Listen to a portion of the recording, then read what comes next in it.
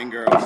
Uh, Good morning. The February 3rd, 2021 meeting of the Board of Estimates is now called to order. In the interest of promoting health and safety, we will continue to deal and fight back with COVID by ensuring that the board meets virtually. At this time, I will ask Comptroller Henry for any corrections or additions to today's agenda. Thank you, Mr. President. There are no changes or corrections to today's agenda. There are no protests for today's meeting. There are no deferrals or withdrawals. The following items are being moved to the non-routine agenda. Page 13, Department of Audits, Audit Report, Mayor's Office of Employment Development Biennial Financial Audit, Report fiscal years ended June 30th, 2019 and 2018. Pages 36 and 37, Department of Housing and Community Development, Land Disposition Agreement with Unity Properties. Page 42, Department of Real Estate, Transfer of Jurisdiction. Pages 60 to 61, Department of Public Works, Office of Engineering and Construction, task assignment number 010 with CC Johnson and Malhotra PC. Page 68, number 5, Bureau of Procurement contract number B50004338, furnish and install carpet, Department of General Services. Page 79, item number 1, extra work order number 1, sanitary contract 956, improvements to sanitary sewer collection system in the Herring Run sewer shed. And page 85, Police Department Professional Services Agreement. The following items are being moved to the routine agenda. Page 40, Department of Real Estate Tax Sale Certificate with National Empowerment for Minorities Active in Community Incorporated. Page 49, Department of Real Estate Agreement of Sale with Crusade for Christ Ministries Incorporated. Page 51, Mayor's Office Consultant Agreement with Gordon Feinblatt LLC. Page 57, Department of Finance, amendments to pilot agreements for 520 Somerset and 525 Asquith Apartments, aka Somerset Phase 2.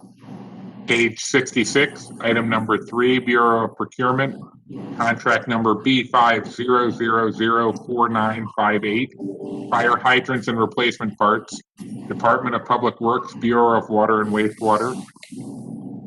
There are the following abstentions. Honorable Mayor Brandon Scott is abstaining on page 76, items number 1 and 2, Health Department agreements with Johns Hopkins University. I am abstaining on pages 4 and 5, item number 4, Personnel Office of the Comptroller, Office of Communication Services. Page 14, Fire and Police Employees Retirement System Investment Management Agreement with Black Rock Institutional Trust Company, NA. Page 15, Fire and Police Employees Retirement System Subscription Agreement, Grain Management LLC. There are no abstentions for the Honorable President Nick Mosby, Acting City Solicitor James Shea, Acting DPW Director Mr. Matthew Garpark. There are no changes and no rejections of recommended awards.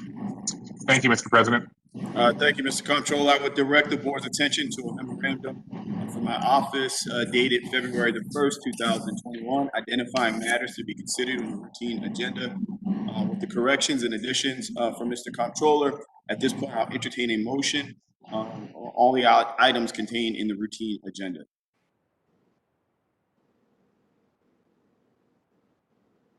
Move approval of all items on the routine agenda. Second. To move forward with the items on the routine agenda, we've received a motion. It's been properly seconded. At this point, all those in favor of approving the items of the routine agenda, please say aye. Aye. Aye. All those opposed, please say nay. The routine agenda has been adopted. We'll move on to the non-routine agenda. We have a pretty packed list today.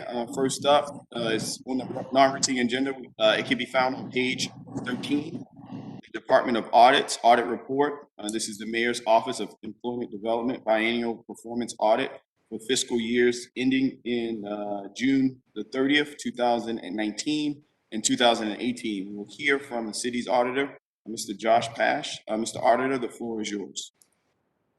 Good morning, Mr. President, Mr. Mayor, Mr. Comptroller, and members of the Board of Estimates. My name is Josh Pash, and I'm the City Auditor. I am here today to present the biennial financial audit for the Mayor's Office of Employment Development. I would like to thank the audit team and the agency staff for their work and their assistance during this audit. The objective of this audit was to express an opinion on the agency's cash basis financial statements. The scope of our audit is fiscal years 2019 and 2018.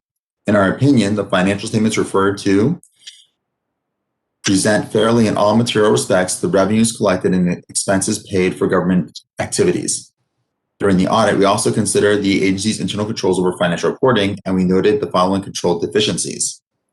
The first one was the agency does not retain documentation to demonstrate its compliance with city payroll and the agency's overtime policies. We noted that the supervisory review and approval controls on time and attendance records, sign in and out sheets, and leave documents were missing for certain payroll transactions, which are detailed in the audit report. Also, the agency was unable to provide documentation to support certain 2019 and 2018 payroll expenditures. Our second finding was certain encumbrances in the books at fiscal year end were not for future expenditures. Encumbrance accounting, also known as commitment accounting, tracks anticipated spending to budgeted amounts. Tracking encumbrances allows reporting to reflect the allocation of budgeted resources when they are committed rather than when the expense is recorded. This gives a preview of what expenditures will be coming up in the future. It is a two-step process. The first step encumbers newly entered purchase orders, which are not obligations of the city as of yet because the goods have not been received. And those are entered into the general ledger so that we can put those against budget and not overspend. And then when the invoice is received, after the goods are received, those amounts are unencumbered. The amounts encumbered affect the budgetary statements for the general fund and may cause statements to be materially misstated if amounts recorded are inaccurate. The agency was not able to provide invoices for $35,920 of $117,318 or 31%, and $56,670 of $136,769 or 41% of encumbrances for fiscal years 2019 and 2018 respectively, which could make it difficult and make the budgetary process less accurate. We had no follow-up findings for this audit. That concludes my presentation. Thank you, Mr. Auditor. At this time, we'll hear from the agency. Mr. Perkins-Cohen, the floor is yours. Good morning. Good morning, Jason Perkins-Cohen, Director of the Mayor's Office of Employment Development. We appreciate the audit department and their work, and we accept the findings. In respect to time and attendance, we did have some particular challenges with the records given one of our key buildings was closed due to some water issues, but we do accept the findings and we do believe that the city's move to Workday will improve all of these matters. Thank you. At this point, are there any questions from members of the board for Mr. Auditor or Mr. Perkins-Cohen? Hearing and seeing no questions, this audit report will be noted. We will move on. The next item on the non-routine agenda can be found on pages 36 and 37, Department of Housing and Community Development, Land Disposition Agreement. We have Kate Edwards from DHCD with us. Ms. Edwards, can you briefly describe this project? Yes, good morning. Kate Edwards, I'm Assistant Commissioner for the Development Division in DHCD. This is a sale of 13 properties to Unity Properties, which is a subsidiary of Bon Secours Baltimore Health Systems. This is for the improvements they're planning to make to a farm that is already in existence there. They have worked on this farm since 2008, and they're planning through money they've gotten through Baltimore Regional Neighborhood, through Bernie, and through Kaiser Permanente to make improvements to the site to allow for storage and installation of water and electrical lines for food that they provide to the community.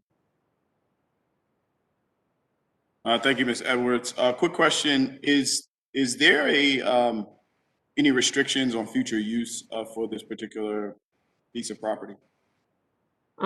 So we do have a description in the land disposition agreement that clarifies how the land is to be used. There are not specific restrictions besides the project description. Yes, Ms. Edwards. When we convey property like this to nonprofits or even private entities for specific community uses, do we ever put like carried interest or any other things that would carry with that property in case it becomes valuable one day to protect, the citizens' interests on the property?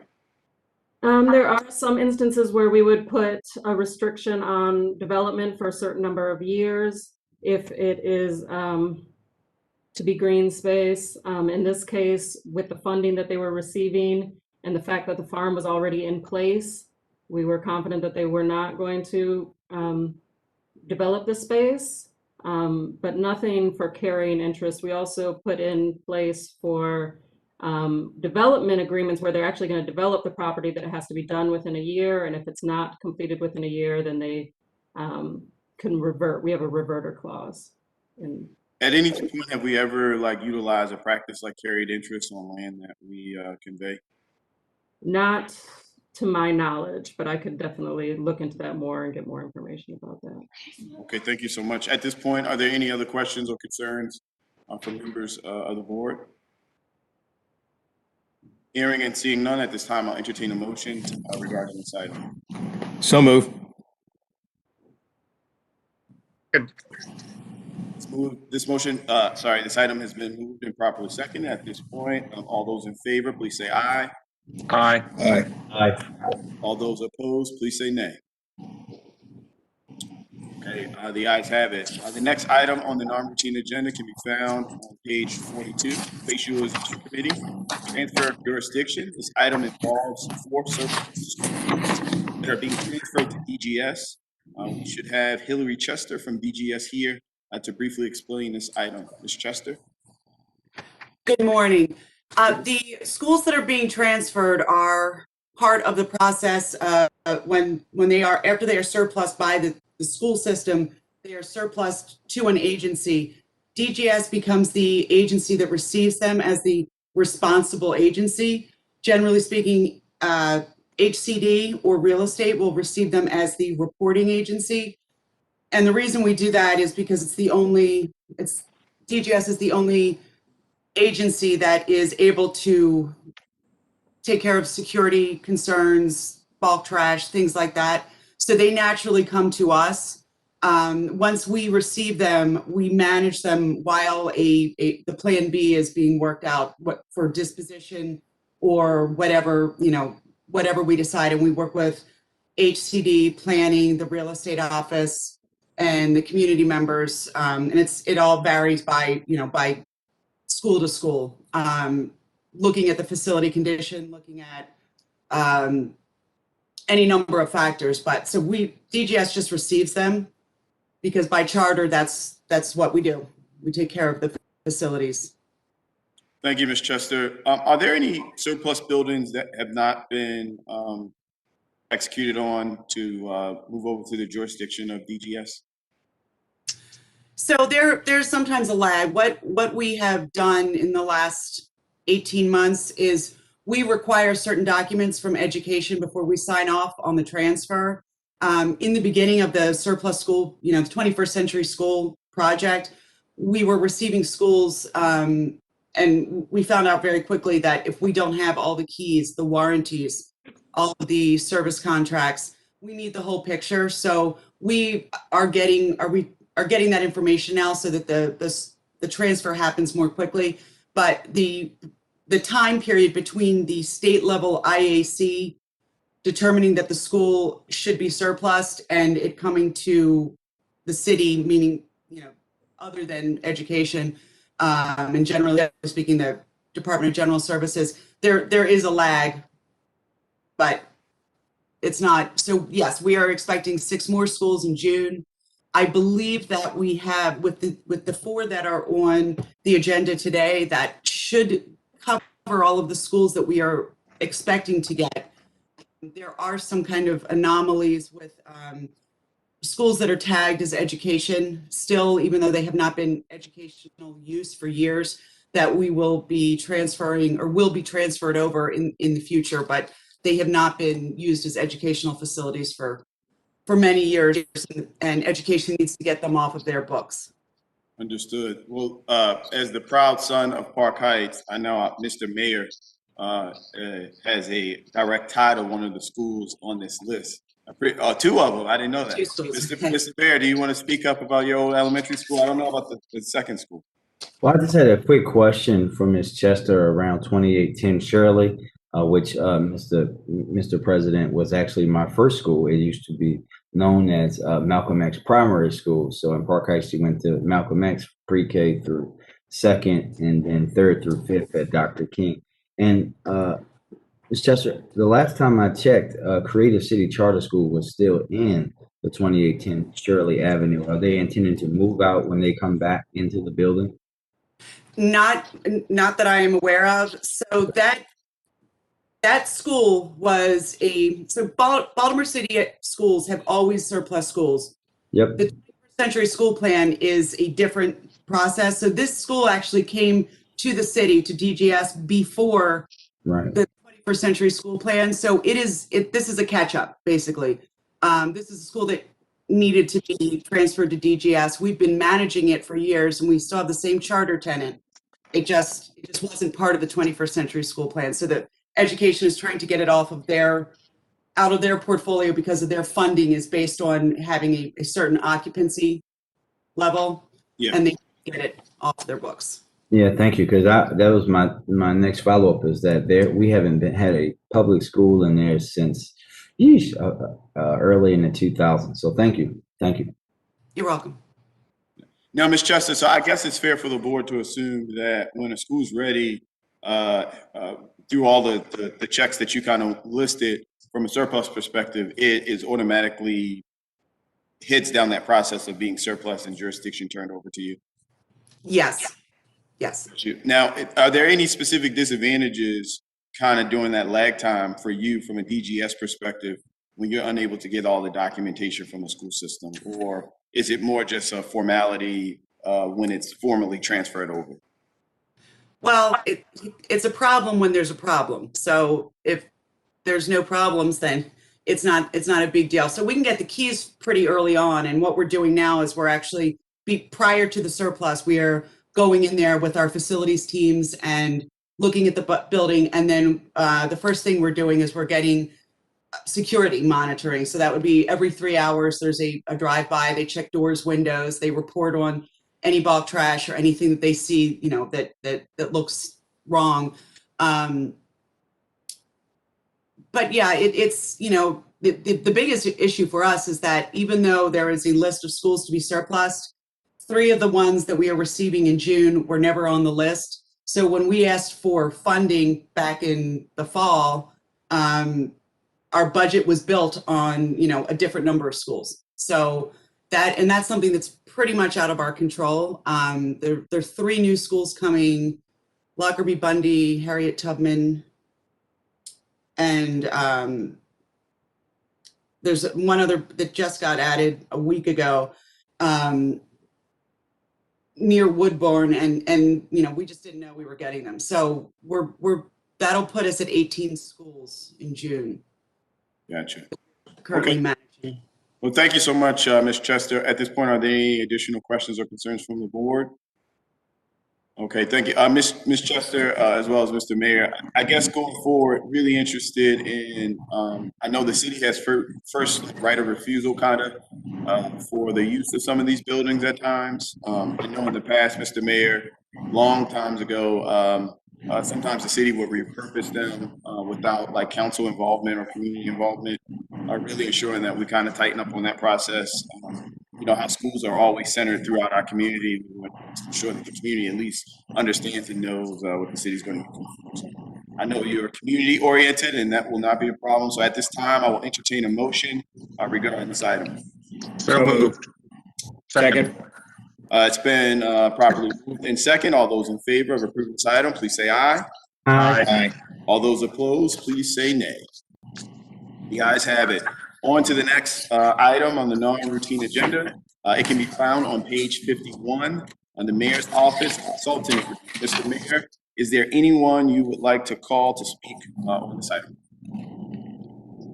Mr. President, I think the comptroller moved this item back to routine. Oh, I didn't hear that. Did you do? I'm sorry, Mr. Comptroller, I missed that. I thought we had asked to move this back to routine. Oh, that's what the mayor just said. Okay, good. So we'll move on.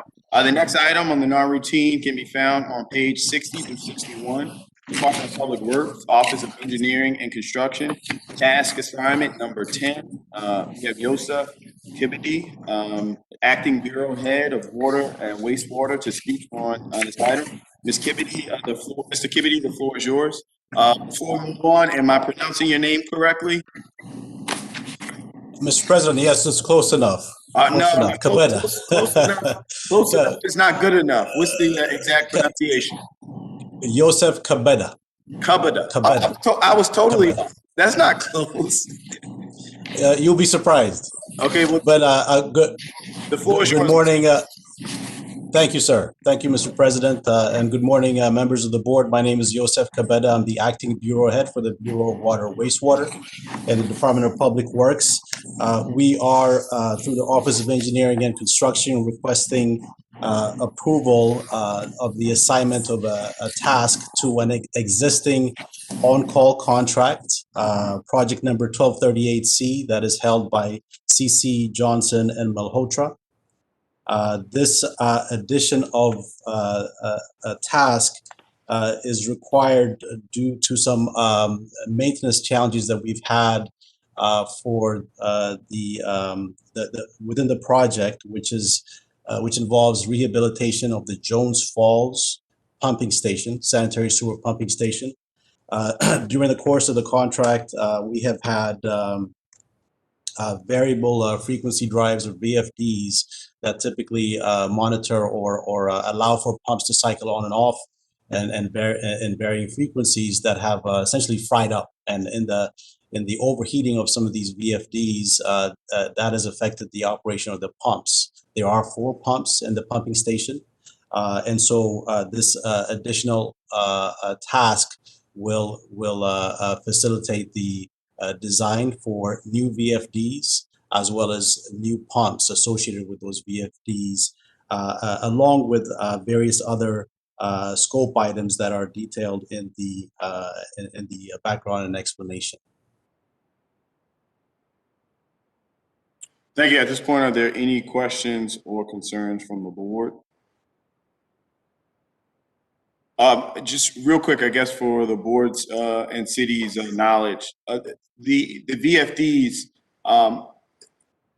it was previously thought that they were in good condition and working condition. That's why it wasn't factored originally.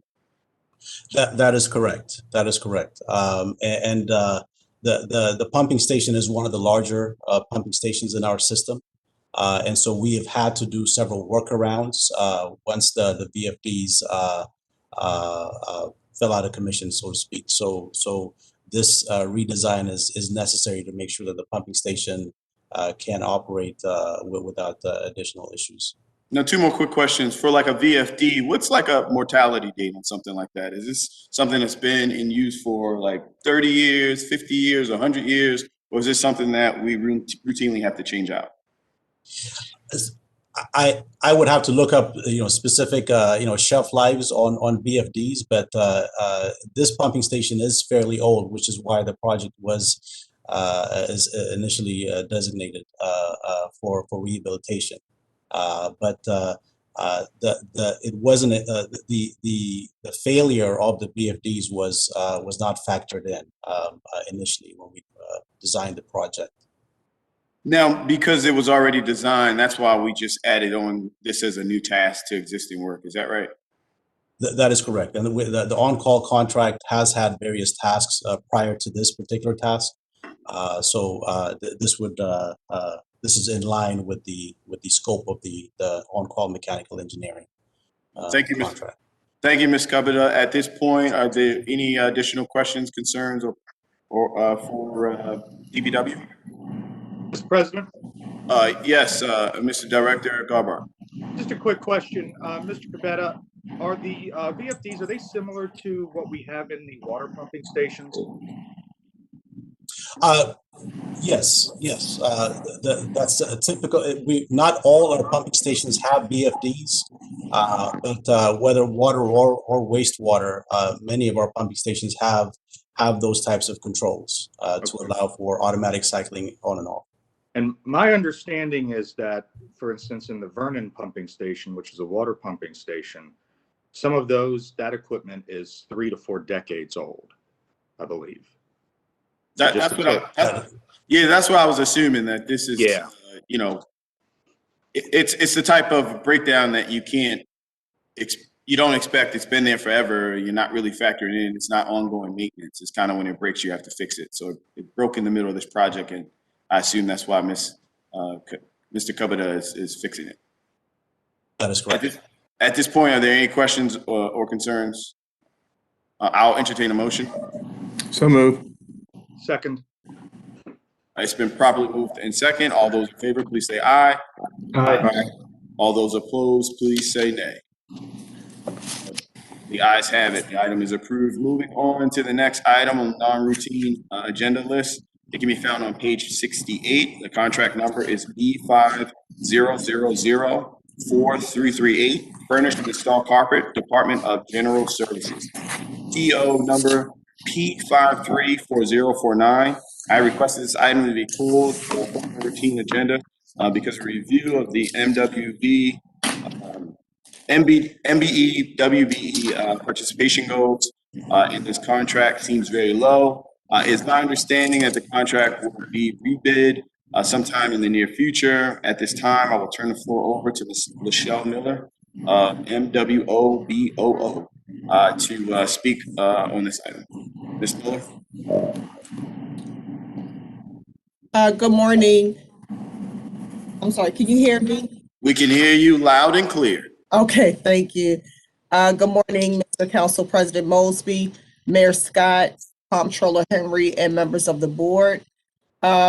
This particular item, we did do a compliance review, and we found the vendor to be compliant. To your point about the goals being low, at the time when the contract was bid, it was done back in 2015. So we believe that during that time, there may not have been a lot of firms in the program to provide the services. But of course, we did reevaluate, and according to what we have now in our database, we have over 20 minority firms and women-based firms combined that can provide the services. So naturally, when the contract does go out for rebid, we do anticipate more goals being added to the contract, but in addition, the goals will definitely be higher. I do want to also point out that in 2016, they did waive the MBE goals because the vendor at the time was not able to perform or did not have the capacity. And so as a result of that, the goals office did approve for the MBE portion to be completely waived from the contract rather than a substitution be made. And again, we pretty much attribute that to the fact that there may not have been enough firms to substitute at that time. But naturally, we don't anticipate running into an issue with there not being proper performance with the MBE and WBE. So when the contract is rebid, we do expect there to be sufficient performance as well as utilization of the MBE and WBEs that will be selected. Thank you, Ms. Miller. Yes, the reason it kind of jumped out at me is, we were just talking about VFDs and like how, some of these very subject matter expertise type of specific industrial parts are unique to individual companies. There's another thing on the agenda regarding hydrants around the city, but something as simple as carpet. And thinking back in 2015, the inability for us to have qualified local minority type of potential vendors is just completely unacceptable. I appreciate all the work that you're doing, Ms. Miller. I know that the mayor is fully committed to ensuring that small minority businesses have access to some of these opportunities. But again, this idea of carpet in a place like Baltimore, I think there's a tremendous amount of potential opportunities here. So the only other question I had was, if I can recall, I believe the WBE participation, because MBE said not applicable, but the WBE participation was like close to like 7%. Is that right? Like 6 point something percent?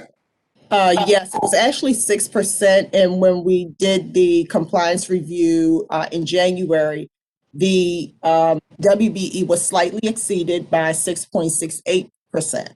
So Yeah. it slightly go higher because there was enough work to be utilized. But again, as you stated, the goal was overall 6%. And they did split that between two WBE firms to perform that work.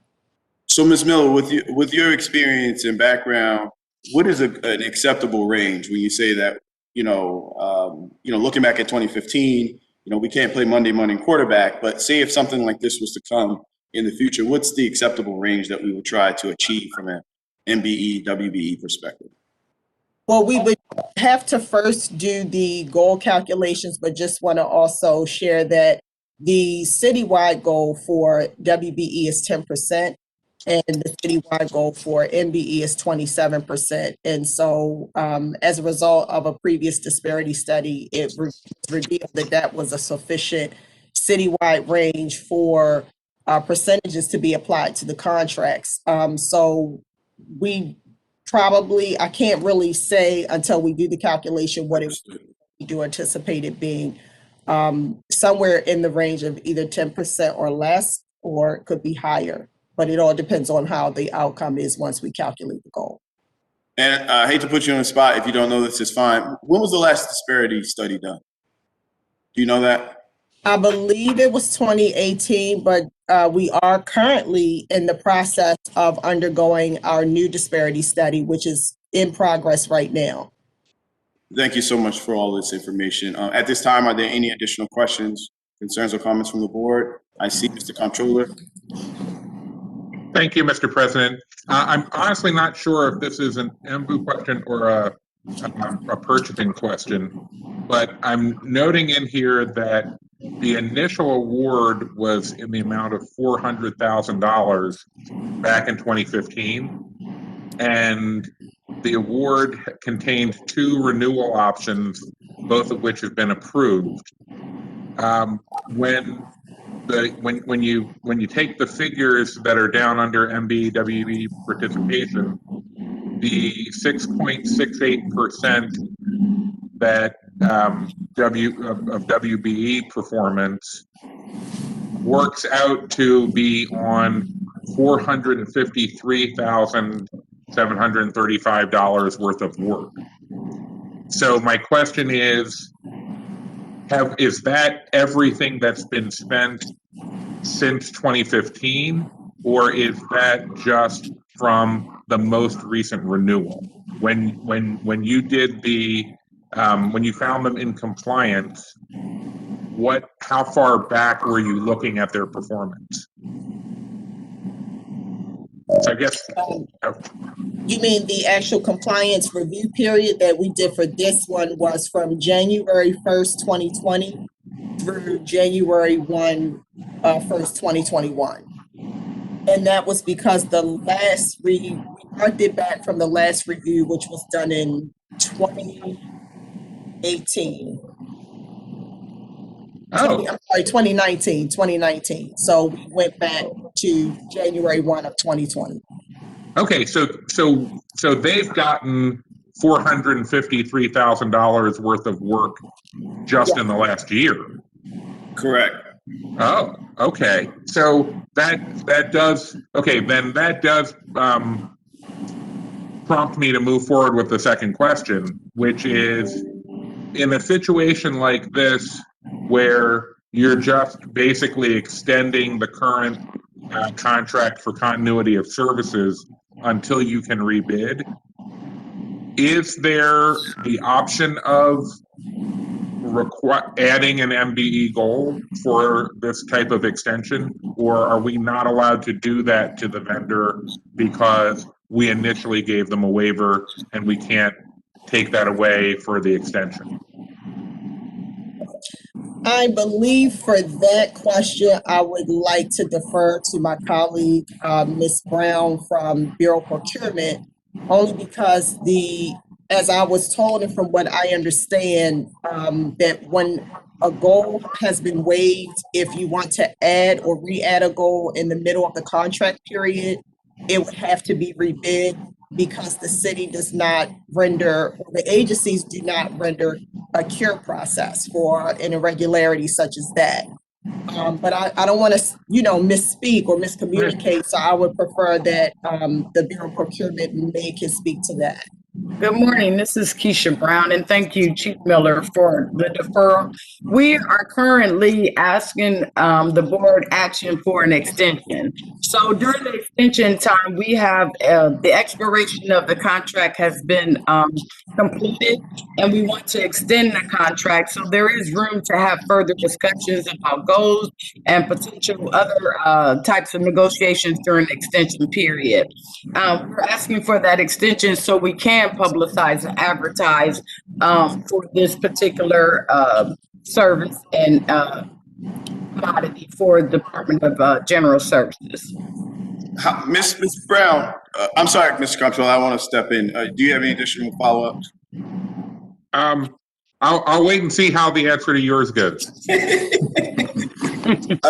To anybody on the call, is this like critical, urgent work that we're talking about here? $400,000 worth of carpet seems like a lot.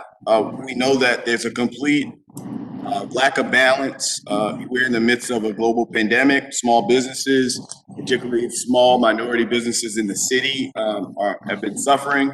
The fact that we waived this in 2015 probably was problematic back then, but it certainly is right now. Just really interested, is this work that we're trying to get done, performed, is it of urgent nature? I guess someone from DGS would have to answer that. Mr. President, Yes, Mr. Mayor. seeing this discussion, I'm just going to make a motion unless a person thinks otherwise to defer this item. I'm sorry, Mr. Mayor, you broke up a little bit. I said, unless DGS thinks otherwise, I'm going to make a motion that we defer this item for a week.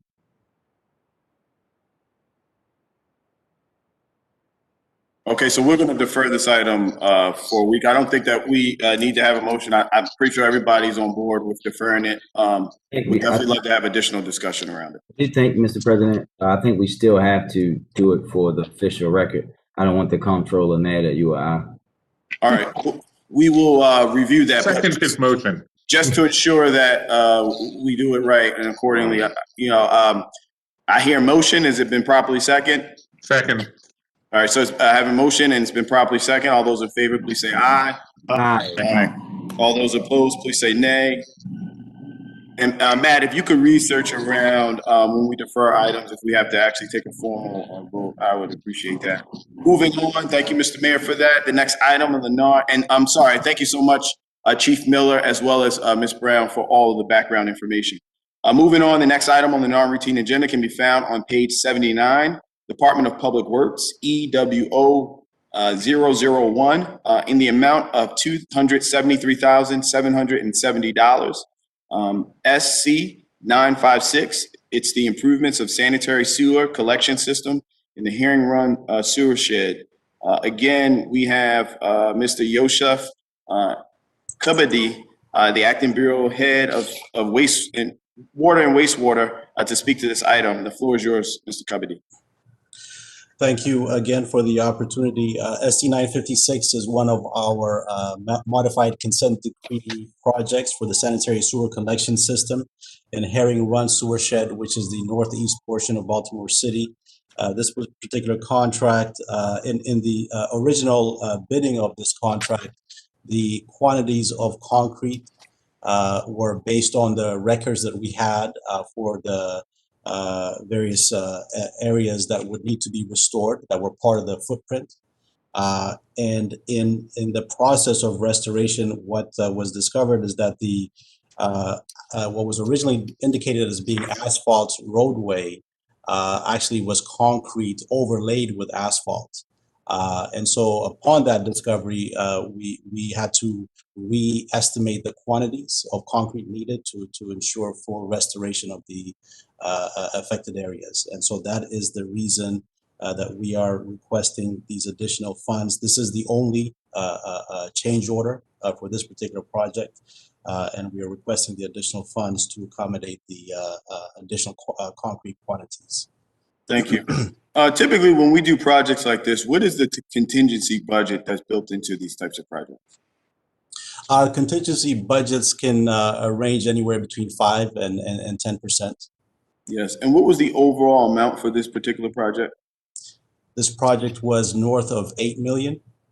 I don't have this specific, I can look up the specific value, but it was about $8 Yes, million. sir. No, that's good. So the project, when it was bid out, was about $8 million. And now with this change order, it's about 2.9. So north of a third more than what was originally bid out for this particular project. Is that accurate?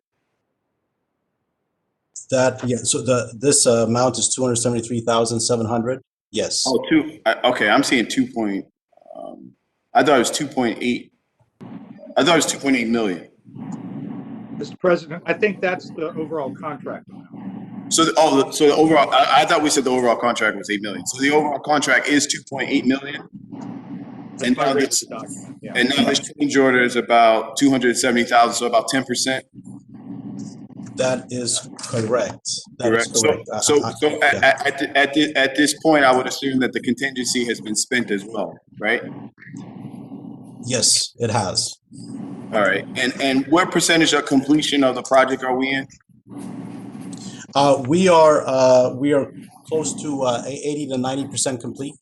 Gotcha. So it is one of the phase 1 projects. Yeah. So we're 80 to 90% complete of the overall project. Our contingency has been spent already.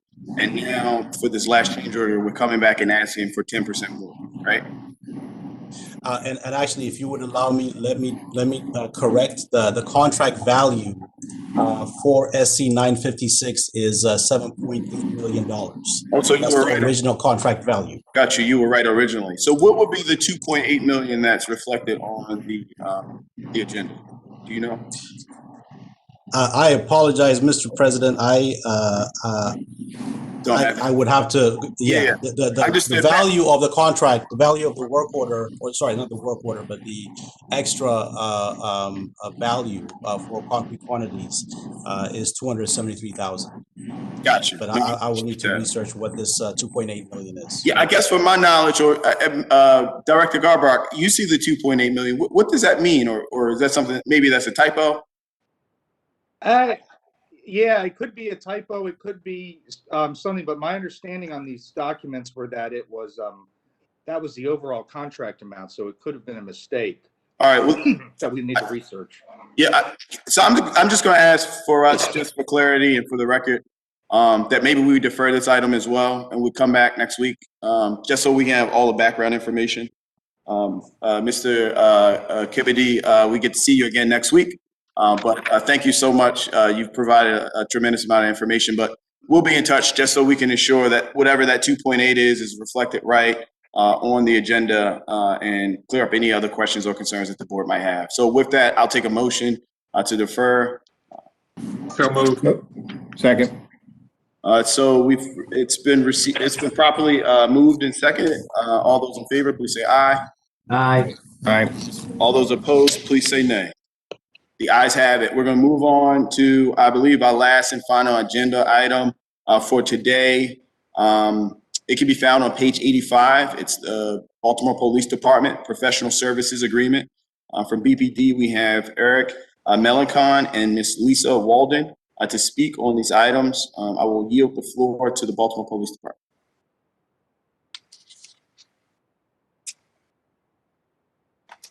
Thank you, Council President. Can you all hear me? We can.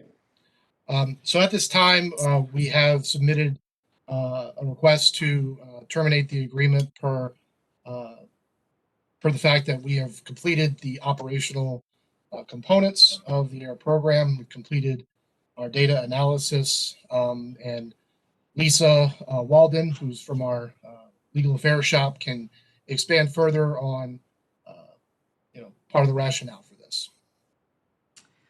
Good morning. Thank you. So back in April of 2020, the Board of Estimates approved the entry into this contract because, as Eric mentioned, we have now completed both the air operations and the substantial part of the data piece. We're now requesting the board's authorization to terminate the contract as we no longer require further services under it. And the reason that we have to terminate versus allowing it to just expire based off the contract in a couple of weeks, what's the motivation behind that? Well, I wouldn't say, President, that you have to terminate the contract. It's a discretionary call. We thought it would be appropriate because, as mentioned, the substantial part of the work of the contract has been completed. And further, the termination by allowing the contract to simply expire on its own terms could be, I think, less transparent. And the department is very interested in making the public aware of what it's doing with this contract, its intention not to continue or renew it. And by bringing it to this public forum, that's a means of making that known to the rest of the community. Yeah, I mean, but the transparency is built in when the contract is set to end in April. I assume, like, in the order of transparency, there will be an opportunity for the releasing of the data, something I have heard questions around. We're talking about this data, but I don't know if anybody has really seen the data. Are we trying to end this now and vote on this now to adhere to the contract or adhere to any agreements that we had in place before so we can release the data? Is that the motivation, maybe? So it's my understanding, and Eric can speak to this further, that the research partners who have been in the process of evaluating this program will be making public releases of their reports. The timing of that, I think, has been a little different depending on which particular research partner you're speaking of. I don't believe that the decision to terminate today or at some time in the future would modify the intention to release that data publicly and the conclusions that the research partners have reached. Okay. I still don't completely understand. I know, Ms. Walton, it's not for you to answer. Just kind of for the record, don't I understand the point of us terminating an agreement that is going to automatically expire within a month or two? So are there any additional questions or concerns from the board at this point? Mr. Comptroller, I see your hand raised. Thank you, Mr. President. I just wanted to follow up on what happens with the data that the contractor has. They've got custody of large amounts of data that tracks the movement of people and vehicles across the city. What does BPD do going forward to ensure the privacy of that data? And how long is the contractor how long are they required to preserve it, or how quickly are they required to get rid of it? So I think in answer to your question, Mr. Comptroller, it's sort of two divergent streams. As you're correct, there was a large volume of data collected over the course of the term during which the flight operations were in effect. And recently, we have been coordinating with the vendor to ensure the destruction of all unused data in compliance with the original terms of the MOU. We believe that at the end of that process will remain as only about 14 or 15% of the data that was originally captured. And that data is being preserved for purposes of supporting future prosecutions. So to the extent that the data was analyzed, analysis has gone into a criminal investigation, the underlying data is being preserved to ensure fairness to the criminal defendant who may face that evidence in court and for use by the prosecution. Let me practice my reflective listening there. So about 15% of the data has been identified by the BPD as being relevant to an ongoing investigation. And so that's going to be kept. Everything else is being destroyed immediately. Yes, it either has been or will be in the coming days. We've been working through that process with the vendor to validate that they've purged all of the unnecessary data from their systems, and we're in the process of getting a certificate of destruction from the vendor. Okay. So if we have data that's being used for an ongoing investigation, and that ongoing investigation results in somebody being charged, their defense attorney gets access to that information also? Yes. But only the information that's relevant to their specific case. Right. So the way that we have indicated to the vendor that the data should be preserved or destroyed is based on the tracks that have already been produced by analysis by this vendor. So to the extent that a criminal defendant were facing this evidence as part of his prosecution, his attorney would have the opportunity to go back to the vendor. And this obligation of the vendor survives the termination of the contract, just for everyone's awareness. The criminal defense attorney could go back to the vendor and ask the vendor to review the data that underlies the analysis previously performed, plus 15 minutes of data before and after that analysis, and request reevaluation to support perhaps an alternate theory of who may have committed the crime, to support a theory of an alibi, something of that nature. And then my last question, I think you may have partially answered it, but I want to just check. I was going to ask if the remaining undestroyed data could be released as part of a Public Information Act request. Is there already something in the MPIA statute that prevents data that is part of an ongoing criminal investigation from being released? So yes, but also at the moment, that data is not in the hands of BPD. It's held by the vendor, and the vendor is, to my knowledge, not subject to MPIA requests because it's not a governmental entity. And I would add as well that the data itself, from what I understand, the raw data is almost unintelligible without access to the proprietary software that the vendor uses to interpret the data. So the sort of pairing of the vendor's proprietary software with the data is fairly necessary to interpret anything meaningful from it. But so the only thing that would be potentially susceptible to an MPIA request would be BPD's analysis of the data? It's really the vendor's analysis, but once they do the analysis, they transfer that to BPD, which is then in BPD's custody, and that would be subject to such a request. Okay. We retain those in our evidentiary database, which is a summation of investigatory reports. Those reports are also utilized not just in our investigations, but later on in the prosecution of cases as well. I don't know how relevant it is to follow this particular line of questioning, considering you're dismantling the program and canceling the contract. But I'm just curious because we had a lot of constituents who reached out to us, and both here and in my previous position, complaining about the environmental and noise pollution caused by the planes flying over their neighborhoods. Was there any evaluation of the environmental impact of this program? There was some preliminary review of emissions testing and decibel level measurements. That was part of, again, in response to what you've identified from concerns of the public. We were able to modify a couple of components of the program, including the minimum flight elevation of the plane to reduce decibel levels, and a review overall of what future planes would look like.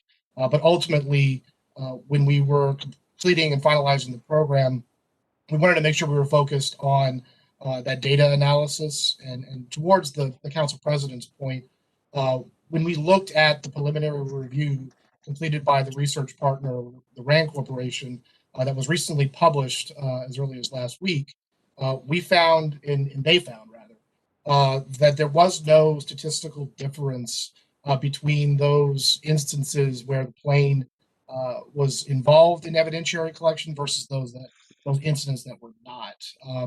And there's a lot of reasons for that, but overall, given that preliminary analysis, it further led to us with the decision to go ahead and separate from the agreement. All right. Thank you very much. And thank you so much, Ms. Walden. If you could follow back up, get an opportunity regarding the future reports or whatever the expected completion of the analysis. I'm interested. At this point, I take a motion from the board. So moved. Second. So it's been moved and properly second. All those in favor, please say aye. Aye. All those opposed, please say nay. The ayes have it. This item is approved. I'm going to turn the floor over to Mr. Mayor. Thank you, Mr. President. Earlier in the board routine agenda, we approved a grant agreement for the second round of funding to the tune of $3.9 million for our restaurants in Baltimore City. This pandemic has had a profound health and economic impact, hitting our communities and businesses hard. Our restaurants here in Baltimore have remained resilient as we continue to navigate this unprecedented public health pandemic and with our focus on the equitable recovery. My administration will work swiftly to ensure that these dollars get out and into the hand of our businesses that have been impacted, and my office will be sharing more details about how to apply for these dollars. And we all know that everyone should know that you should continue to look at baltimoretogether.com/COVID resources for future information. Thank you, Mr. President. No, thank you, Mr. Mayor. At this point, are there any additional questions or concerns from the board? Hearing and seeing none, as there is no additional business before the board, we will recess until bid opening at 12 noon. The Board of Estimates will reconvene on February the 10th, 2021. I would like to thank everyone for tuning in. Again, please wear your mask, please wash your hands, please continue to social distance, and let's fight this thing called COVID-19. Thank you, Baltimore. Thank you, Mr. President. Thank you.